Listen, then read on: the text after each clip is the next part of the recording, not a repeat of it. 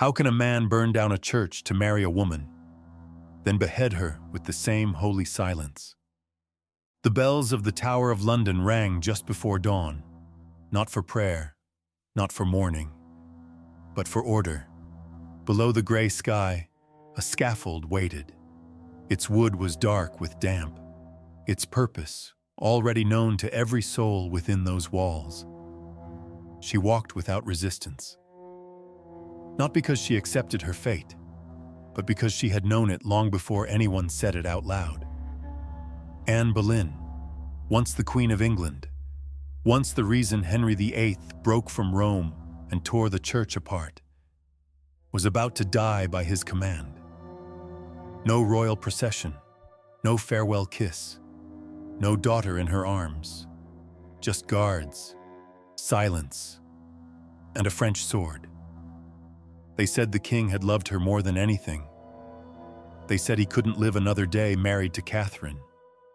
So he changed the law, he changed the country, he changed God. But love, when worn by a king, is never soft. It is a crown with blades turned inward. She wore a simple gray gown, no jewels, no red of martyrdom, just the pale color of fog, of ash, of things already fading. She knelt. She whispered a prayer, and the swordsman behind her raised the blade. Anne did not cry. England did not look. The king did not wait. They called it justice. They called it mercy. But history knows what it really was. The moment a man proved that even the grandest love means nothing when the throne grows tired of you. She was not born to be queen, not in the way others were. Anne Boleyn entered the world in the English countryside, the daughter of a diplomat and a lady-in-waiting. No prophecy hung over her cradle. No priests marked her as chosen, but the court would come to know her name. Not for blood, but for brilliance. Her father, Thomas Boleyn, was ambitious, and his daughter learned early how to move through a world of polished lies and velvet traps. She spent her youth in the courts of the Netherlands and France, where elegance was currency and silence was power. There, Anne learned more than needlework. She learned how women could command attention without speaking above a whisper, how desire could be shaped into influence, and how virtue, real or performed, could be weaponized. When she returned to England, the court barely noticed her at first. She was not the most beautiful. Her sister Mary had already been the king's mistress, but Anne had something rarer.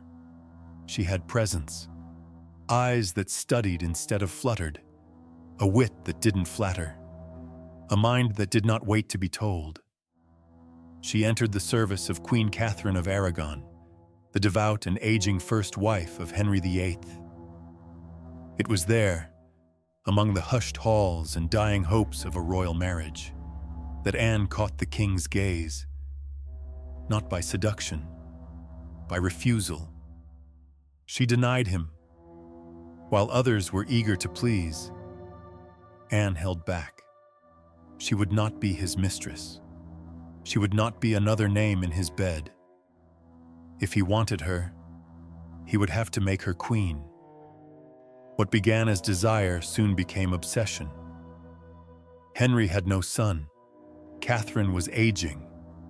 And now, here was a woman who seemed to promise more than passion. She promised legacy. But the church stood in the way. Rome would not grant him a divorce. So he did what kings are not supposed to do. He broke with the Pope. He tore England from the Catholic Church. He made himself the head of a new faith, and all for the chance to crown Anne. In 1533, he married her in secret. In public, he placed the crown upon her head. She was now the Queen of England, not by blood, not by inheritance, but by force of will and a king's defiance. Yet the court whispered. Some called her a temptress, others a heretic. Many refused to accept her. The people still mourned Catherine, and the nobility watched Anne with narrowed eyes. She stood alone, lifted high by the very man who would one day let her fall. But Anne did not shrink. She spoke boldly. She argued in council. She read theology and challenged bishops. She was not content to smile and obey. She had crossed oceans of tradition to wear the crown, and she would not wear it silently. For a time, it seemed as though she might reshape the monarchy itself, a queen who ruled not from behind the veil, but beside the throne, a queen who dared to speak when women were meant to bow. But in the shadows of the palace, discontent was already stirring. And the throne, as always, waits for no one. Anne knew the crown was not a reward. It was a wager, one that demanded her body, her silence, and most of all, a son. The people wanted stability. The court wanted heirs. Henry wanted proof that his gamble had not been in vain. When Anne gave birth in 1533, it was not the long-awaited prince. It was a girl. They named her Elizabeth. The disappointment was quiet but sharp. Whispers began to return like old debts. The courtiers who once fawned now stood at a distance. The king, though still affectionate, began to show signs of strain. Anne, once a symbol of hope, became a reminder of unmet promises. She tried again. Miscarriages followed, pain followed, and with each loss, so too did her grip on Henry's attention. But Anne was not the kind of woman to fade. She clashed with Thomas Cromwell, the king's chief minister, over matters of power and charity. She refused to play the soft queen. She defended causes she believed in. She took sides, and in a court ruled by appearances, she made herself too visible. Her enemies gathered in silence.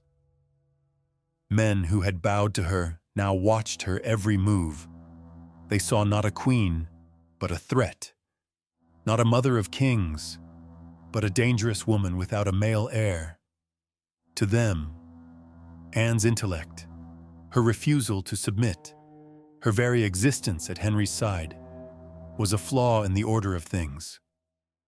And then came Jane Seymour. She was quiet, obedient, everything Anne was not. To Henry, she seemed like peace after the storm.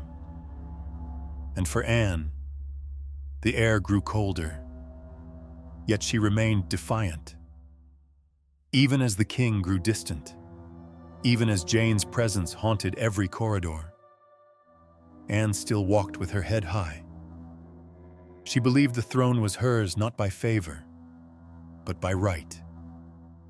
And that belief, above all, was her crime. History would paint her as a seductress, a schemer, a witch.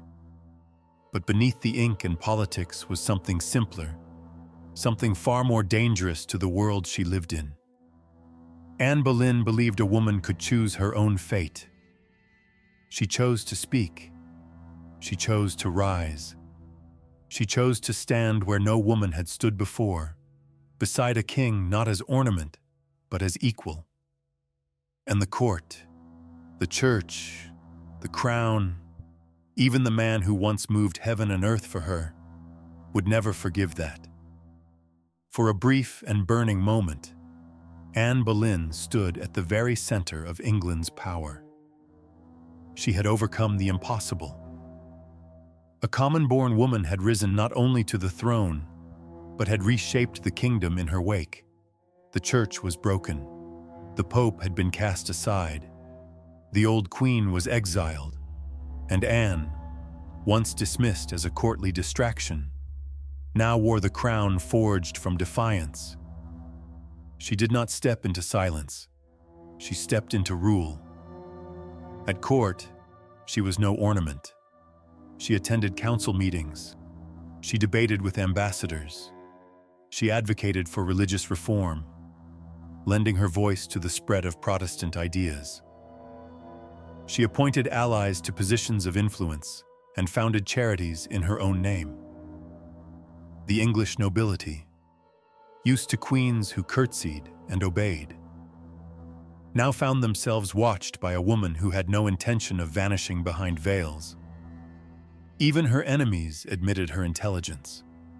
She could speak with scholars, argue with theologians, and charm with calculated grace. She read the Bible in English. She carried books instead of jewels. In the eyes of many, Anne was not merely a queen by marriage. She acted like one who had been born to command. And Henry, for a time, was captivated. He called her his lioness. He wrote her letters soaked in longing, even after they had married. He built her a palace and showered her with gifts, portraits, and titles. Their union was not quiet. It was a flame that dared the world to look away. But within that fire, something else began to take shape. Something cold. Anne's sharp mind, once the source of Henry's fascination, began to wear on him.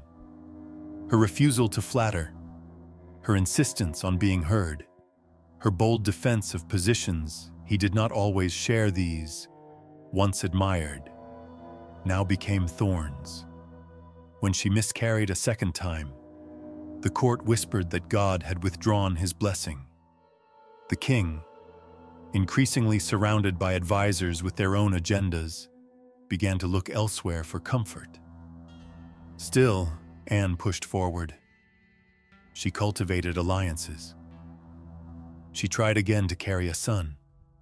She fought for the future she had been promised. But the tides had shifted. And in the shadows of court, others watched her stumble. Thomas Cromwell, the king's most powerful minister, had once worked with Anne to destroy Cardinal Wolsey. Now, he saw her growing influence as a threat to his own. Their clash over the seizure of monastic lands turned political disagreement into personal war. Cromwell moved quietly, gathering names, shaping narratives, preparing the noose before anyone smelled smoke. And then came Jane, quiet, pale, demure. Jane Seymour appeared at court not with fire, but with patience. Where Anne had risen through refusal, Jane ascended through stillness. She said little. She made no demands. And in the mirror of that silence, Henry saw peace. Anne knew. She saw the shift in his eyes.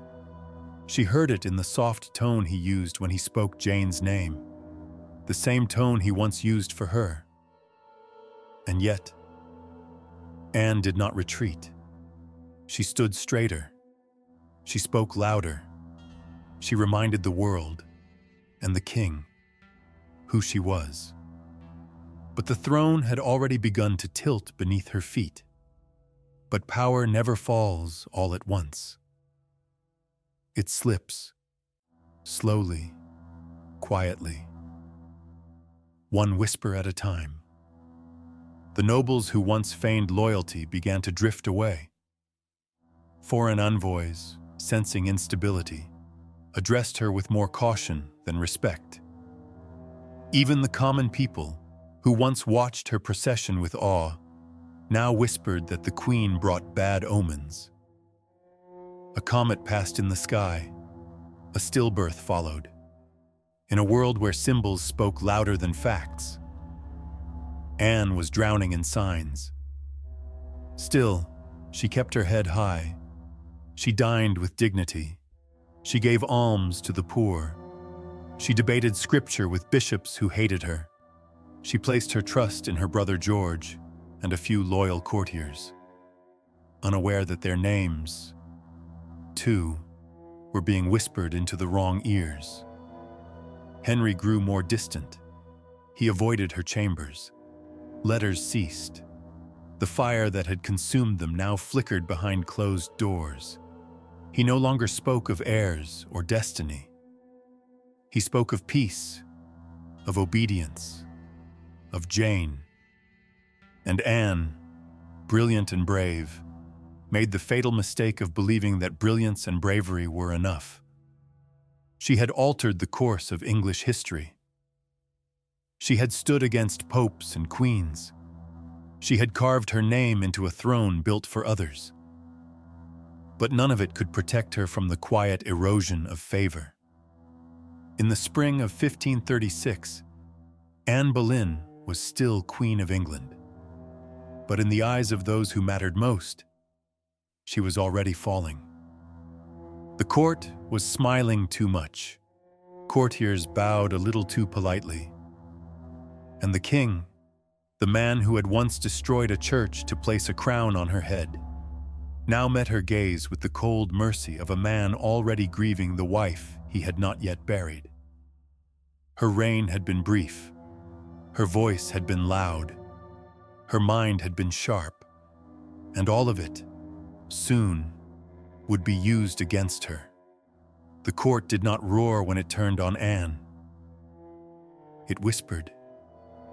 It adjusted its gaze. It chose different corridors to walk down. Silence became the new language of power. And she, once fluent in courtly codes, found herself surrounded by strangers who no longer met her eyes. It began with absence. Her allies stopped visiting. Meetings she once led now occurred without her.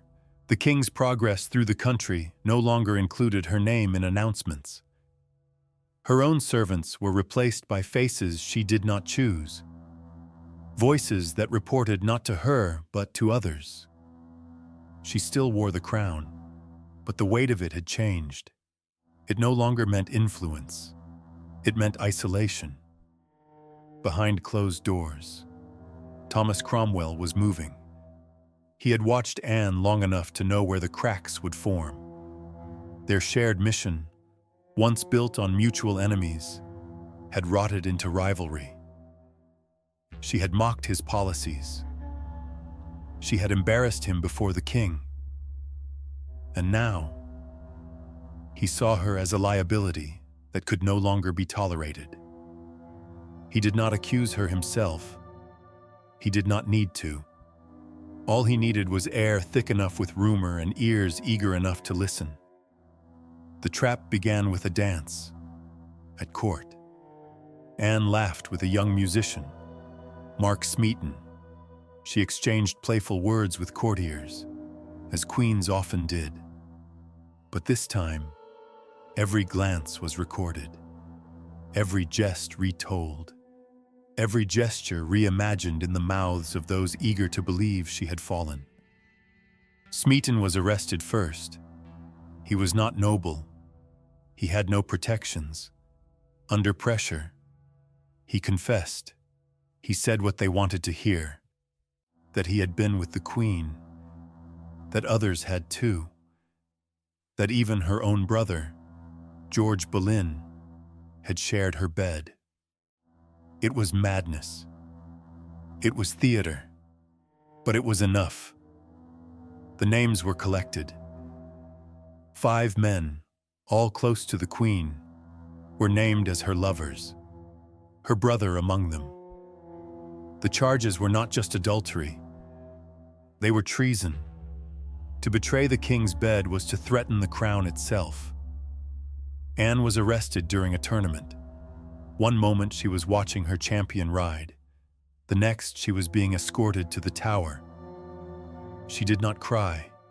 She did not beg. But those who watched said her face had gone pale, as if she had finally heard what had been whispering behind the walls for weeks. Inside the tower, the silence grew heavier. No one came to visit.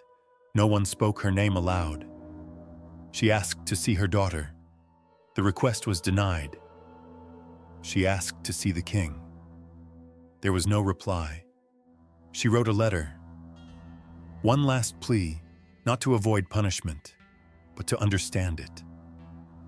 She addressed it to Henry, the man who once vowed to move heaven and earth for her.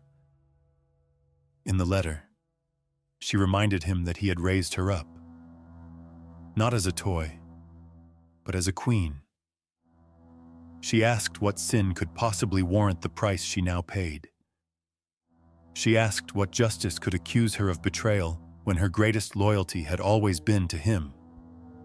The letter was never answered. Her trial was a spectacle draped in the illusion of formality. The hall was crowded. Her accusers sat like statues carved from stone. Anne stood alone. No lawyers, no counsel, only her voice. She denied everything, calmly, clearly. She did not break. When they read the charges, she looked not at the words, but at the faces of the men who had once bowed before her. Some lowered their gaze, others stared back with blank conviction, as if to say that her fall had already been decided before she entered the room. The evidence was thin, dates and places that made no sense, accusations built on confessions extracted in darkness. Yet none of it mattered.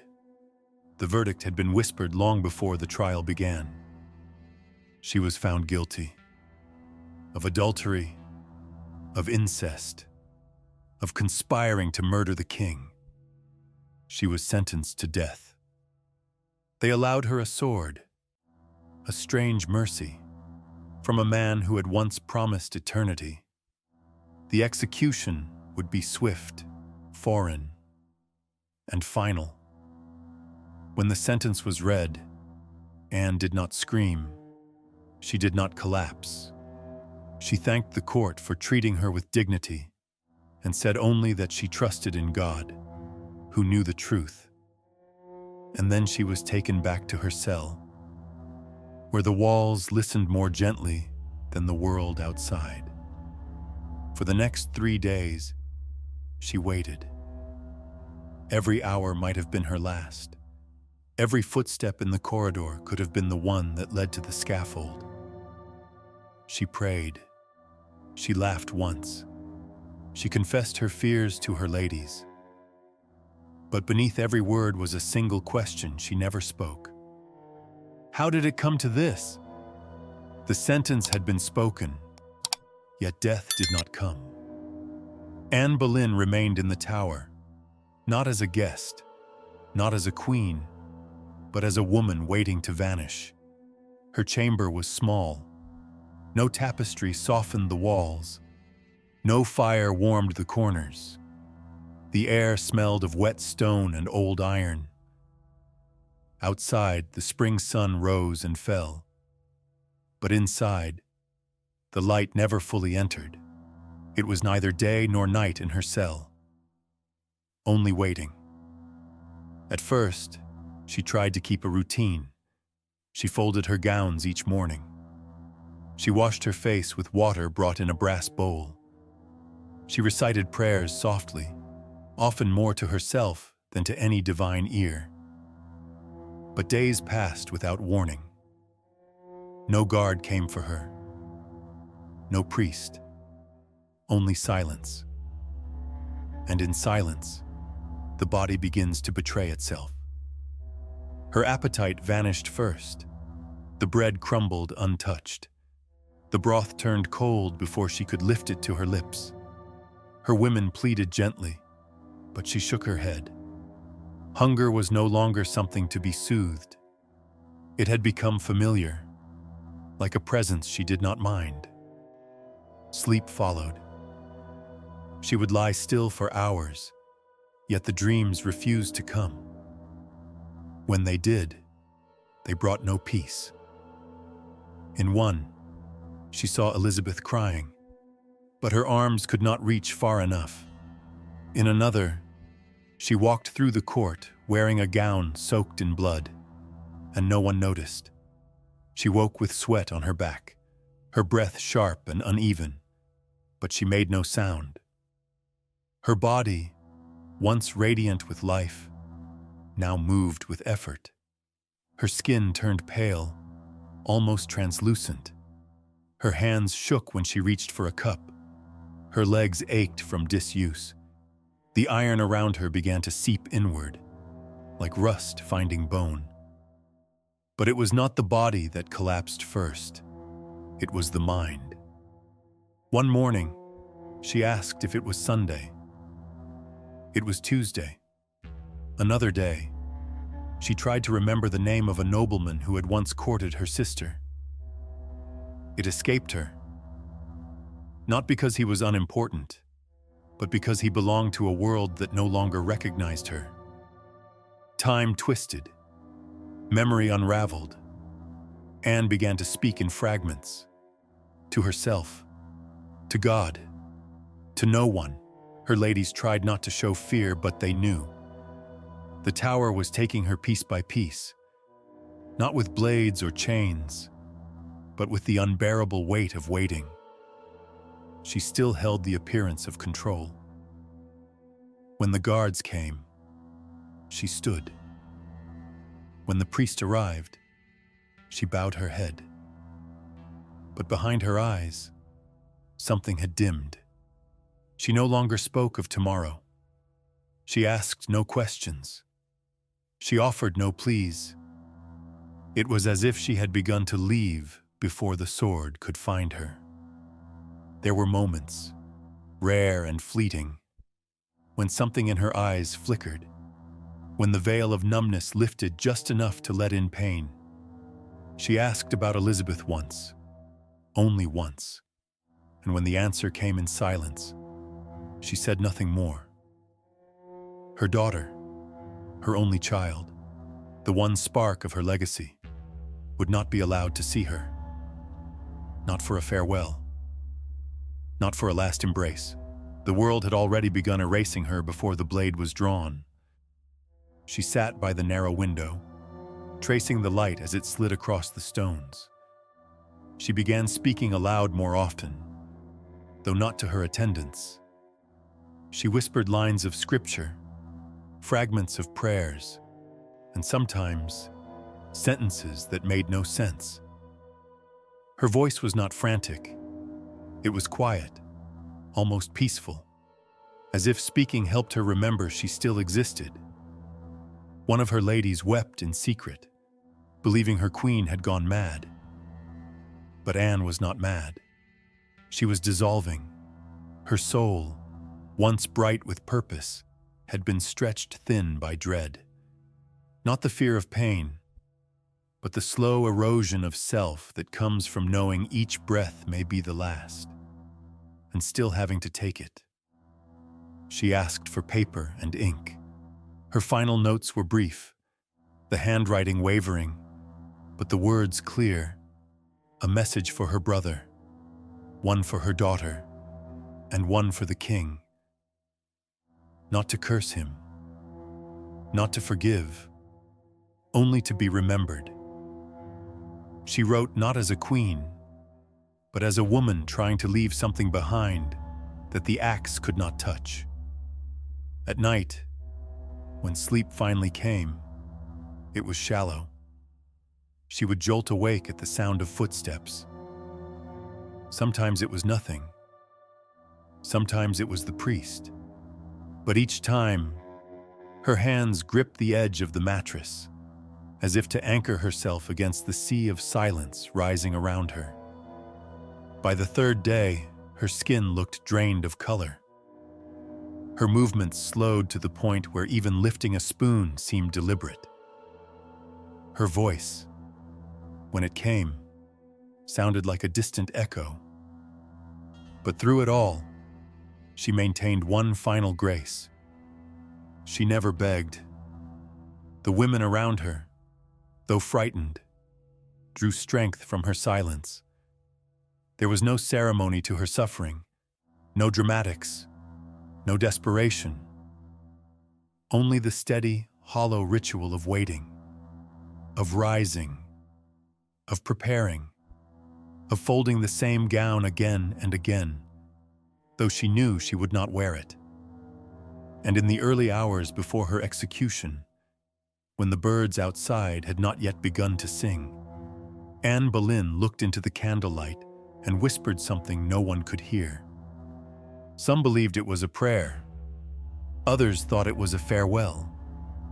But perhaps it was simply the final breath of a soul already halfway beyond the world. The morning came not with trumpets, but with fog. Thin and pale, it clung to the tower like a burial shroud. The air was heavy, not with rain, but with the weight of something about to end. Within the stone walls, Anne Boleyn opened her eyes. She had not truly slept. Her body had only paused, like a candle dimmed but never fully extinguished.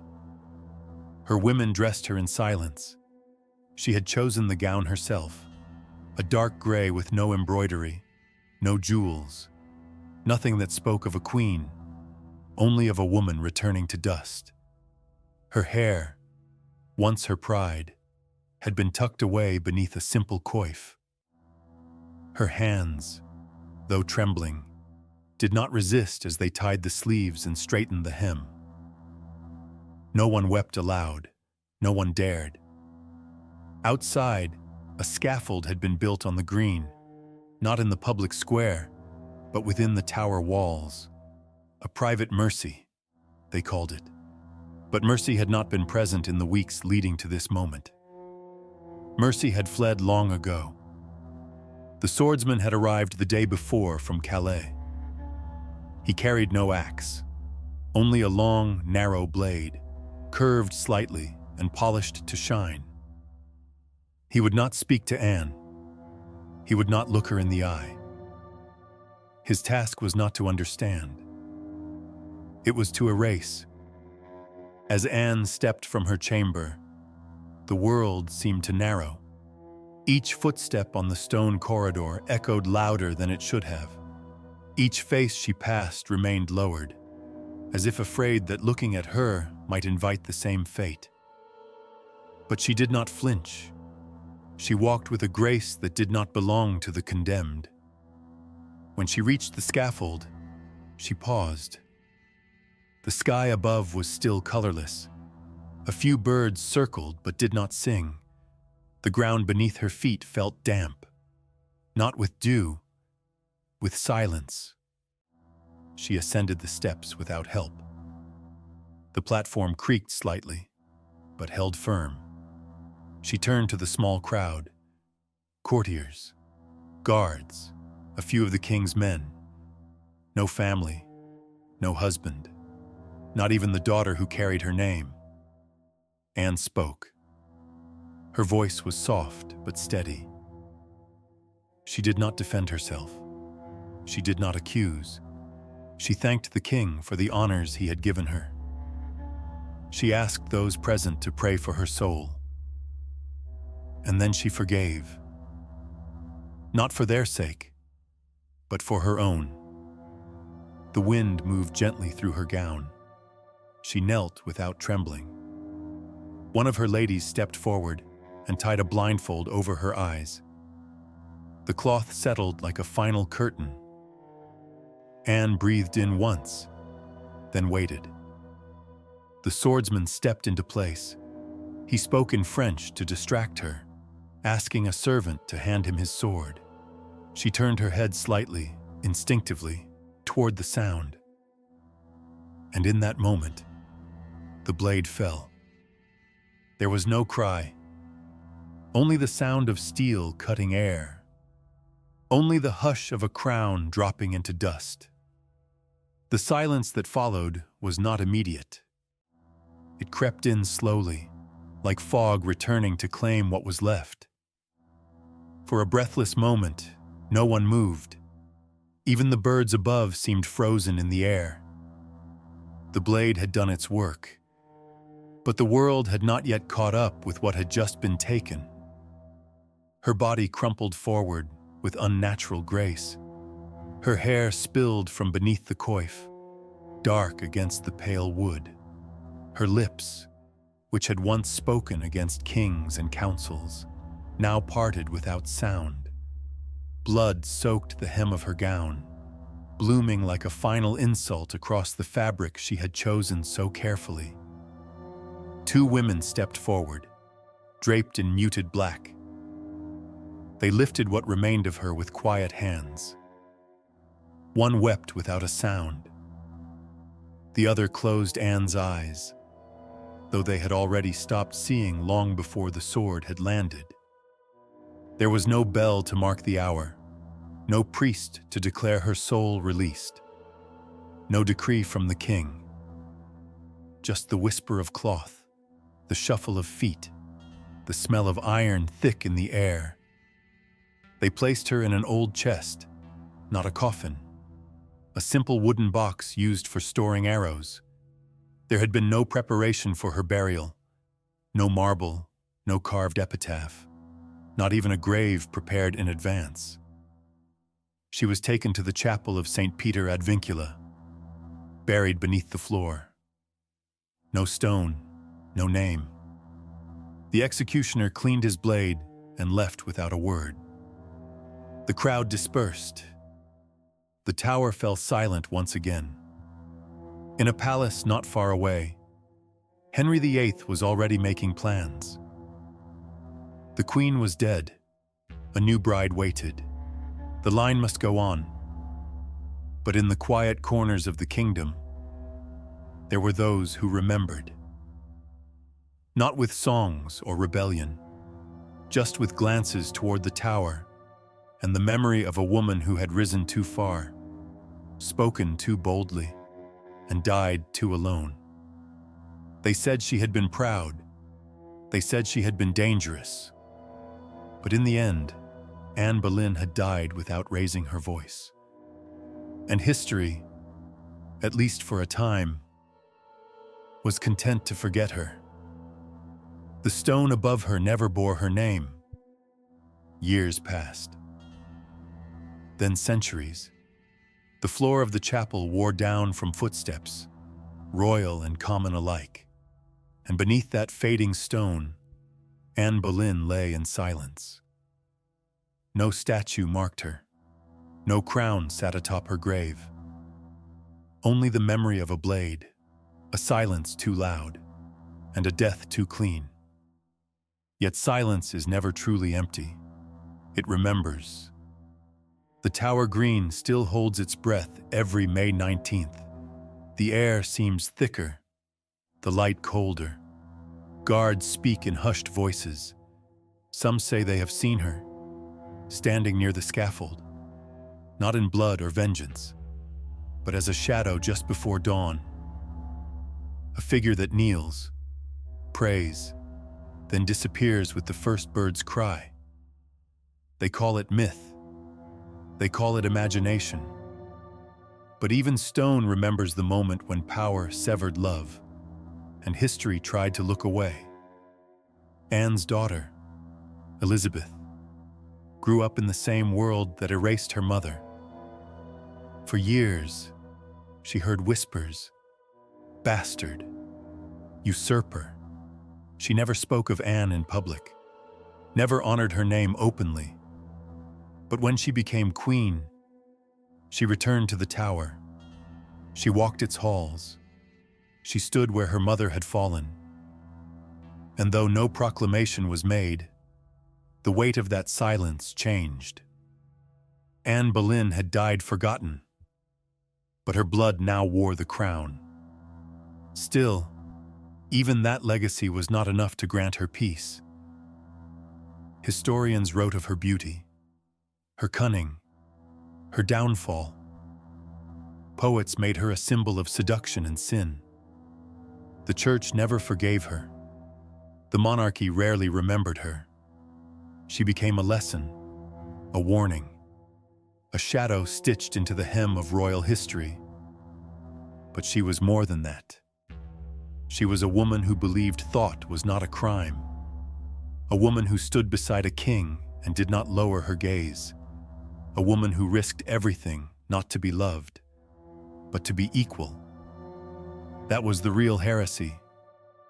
And that is why the tower cannot forget.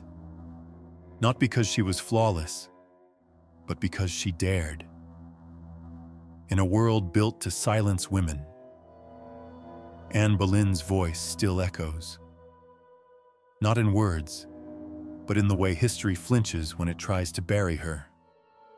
There are no trumpets for her, no prayers offered in gold, but in the breathless quiet before dawn. If you walk the tower grounds, you may still feel her presence. Not as a ghost, but as a memory too loud to erase. She was not destroyed by sin. She was destroyed by fear. And yet, what survived her was not the king's decree, not the sword's edge, not the silence. It was her daughter. It was the echo of her voice. It was the truth that even when a woman is buried without a name, the earth still remembers her steps. If her final breath vanished without sound, then let yours carry her story. Let her name rise from where they tried to silence it. Like, share, and keep her memory alive on the throne that betrayed her.